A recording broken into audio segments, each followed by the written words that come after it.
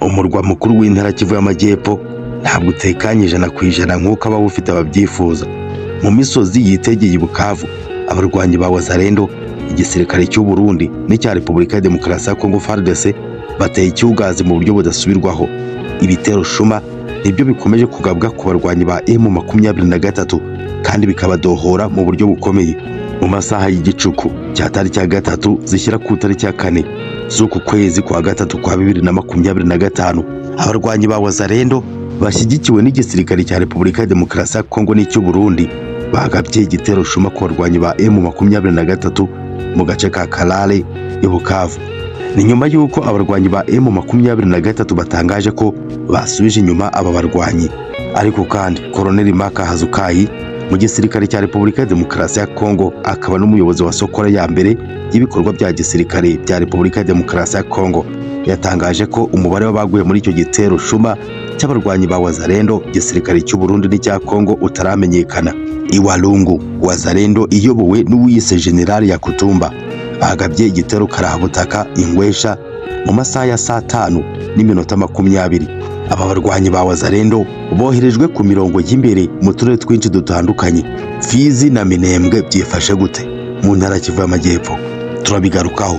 Nanone kandi ku rundi ruhande, Canada nayo yafatiye ibihano u Rwanda irushinja kugira uruhare mu ntambara iri kubera mu burasirazuba bwa Repubulika Iharanira Demokarasi ya Kongo. Iyi Canada yongereye ku bindi bihugu bitandukanye bikomeje kwifatira ku gahanga u Rwanda birushinja kugira uruhare mu ntambara ibera mu burasirazuba bwa Kongo, ibyo u Rwanda rutasibye guhakana.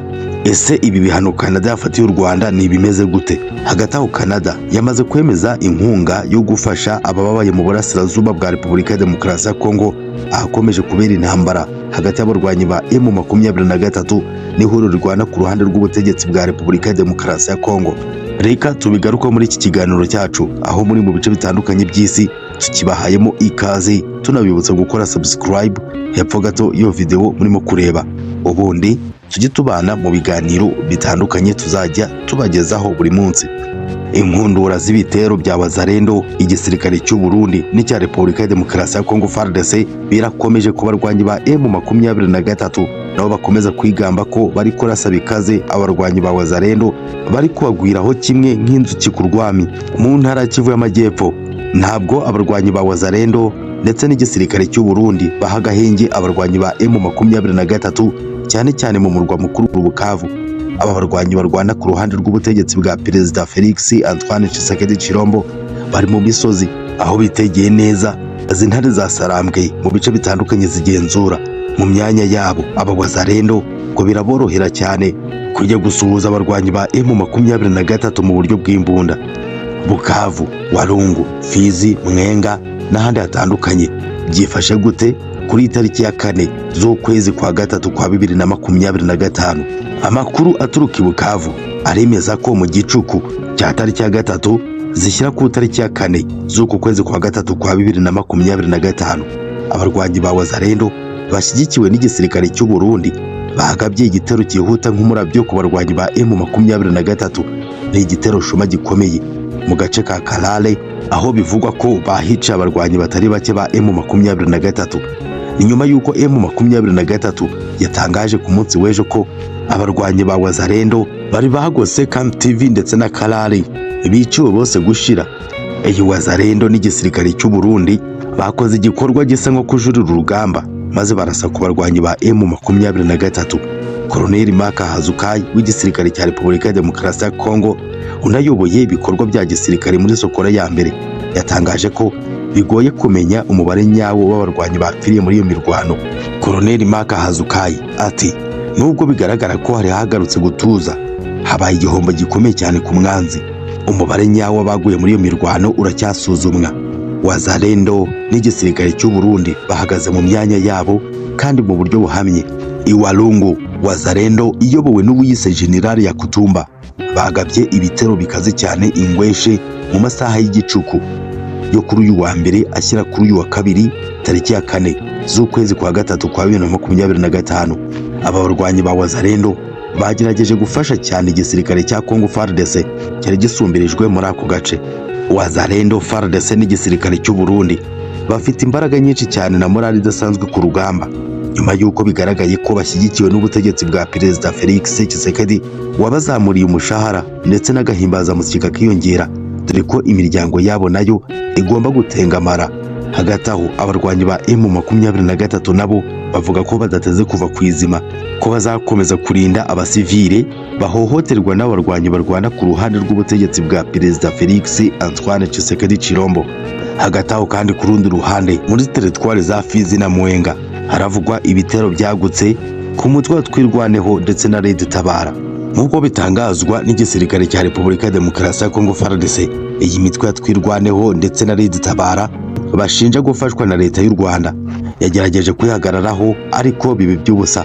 Ibi bitero byagutse by'abarwanyi ba Wazalendo byadukiriye imidugudu ya Magaja, Bivumu, Bikerere, Abala na Hanzi biherereye hafi ya Bikoboko.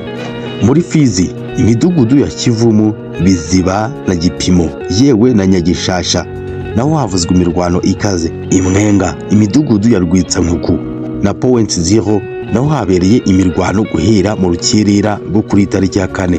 Amakuru aturuka mu gisirikare cya Kongo FARDC na Wazalendo aravuga ko bakajije umurego mu bikorwa bya gisirikare byo kurwanya imitwe ya Twirwaneho na Red Tabara, bivugwa ko bafatanyije na AFC M23 na RDF hagamijwe kongera kugenzura Minembwe no mu turere tuyikikije.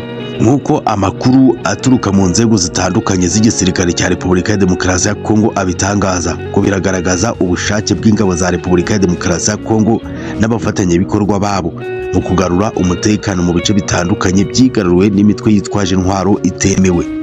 Na mu gihe kandi ku rundi ruhande u Rwanda rukomeje kuryozwa intambara iri mu burasirazuba bwa Repubulika Iharanira Demokarasi ya Kongo, nyamara ruvuga ko nta ruhare rufite muri iyo ntambara, nyuma y'uko ibihugu bitandukanye by'i Burayi bikomeje gushyira igitutu gikomeye cyane ku Rwanda kugira ngo rukure ingabo zarwo mu burasirazuba bwa Kongo. Canada nayo yateye ikirenge mu cy'ibihugu nk'iby'i Burayi, maze nayo itangaza ibihano ku Rwanda iruzuza intambara ikomeje kubera mu burasirazuba bwa Kongo.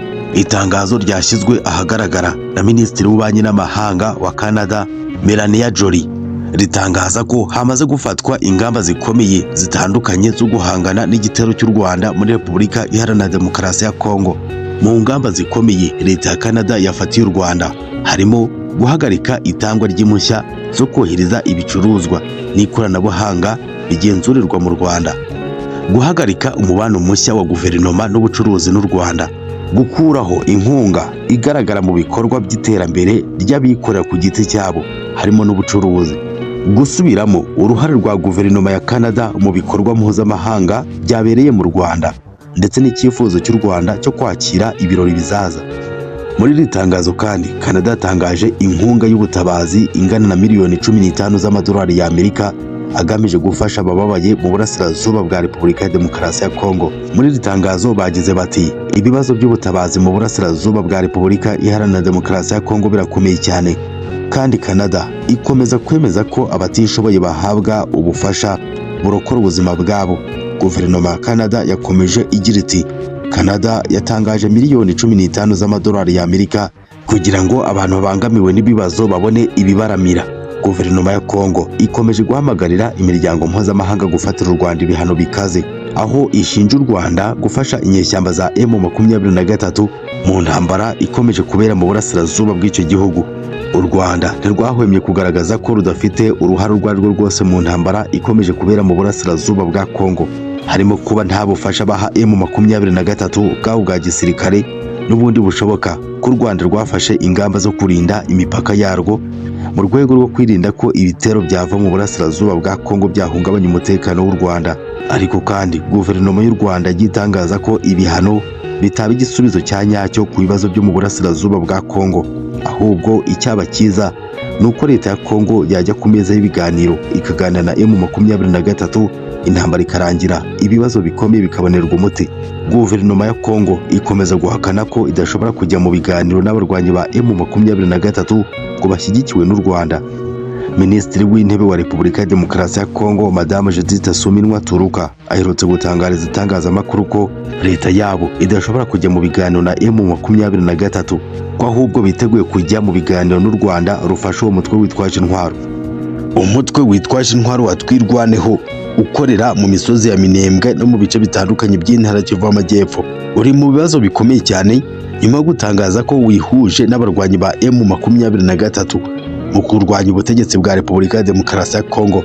Ibitero bidasiba bikomeje kubagabwaho. Kuri uyu wa mbere tariki ya 3 z'ukwezi kwa 3 kwa 2025 igisirikare cya Kongo FARDC, abarwanyi ba Wazalendo n'ingabo z'u Burundi bagabye ibitero bikaze ku barwanyi batwirwaneho mu rwego rwo gushegesha uyu mutwe uherutse gutangaza ko wihuje n'abarwanyi ba M23 bakunze gutangaza ko barwanya ubutegetsi bwa Repubulika ya Demokarasi ya Kongo ubambura uburenganzira ku gihugu cyabo. Igikuba cyacitse mu ntara Kivu y'Amajyepfo mu misozi ya Minembwe. Abarwanyi ba M23 ntabwo babashije kurengera abarwanyi batwirwaneho bagabweho ibitero bikaze cyane n'ihuriro ry'ingabo za Repubulika ya Demokarasi ya Kongo ririmo abarwanyi ba Wazalendo n'igisirikare cy'u Burundi. Bamwe mu baturage baganira n'itangazamakuru bavuze ko ihuriro rya FARDC ryagabye ibitero bikaze cyane mu mihana yo mu Bibokoboko, ahitwa Kabara, Maganja ndetse n'ahitwa Gifurwe, imihana ituwe cyane n'abanyamurenge.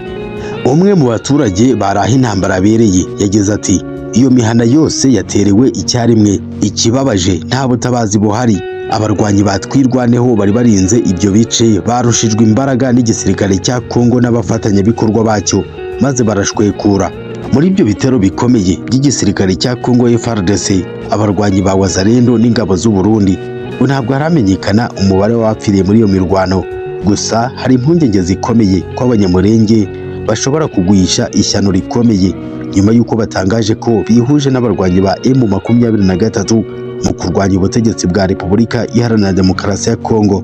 Nk'uko bitangazwa na Radio Okapi ikorera mu burasirazuba bwa Repubulika ya Demokarasi ya Kongo, iyi radio ishamikiye ku muryango w'abibumbye yavuze ko FARDC n'abarwanyi ba Wazalendo cyo kimwe n'ingabo z'abarundi bagabye ibitero bikomeye mu mihana yo mu Minembwe, ahitwa Irumba na Kavumu, basenya ibirindiro bitandukanye byatwirwaneho. Iri senwa ry'ibirindiro byatwirwaneho biragwa nabi abaturage batandukanye b'abanyamurenge bari barinzwe n'abo barwanyi, kuko bashobora kugirirwa nabi bikomeye n'igisirikare cy'u Burundi n'abarwanyi ba Wazalendo cyo kimwe n'igisirikare cya Kongo FARDC. Umwe mu baturage bashoboye kuganira n'itangazamakuru wahonotse ibyo bitero karundura by'ingabo za Kongo, aba Wazalendo n'ingabo z'u Burundi, aganiriza itangazamakuru yagize ati amarembo yose uhereye mu burasirazuba n'uburengerazuba bwa Minembwe bayinjiyemo, ubu niho imirwano irimo kubera. Ibirindiro byatwirwaneho byatwitswe mu buryo bukomeye.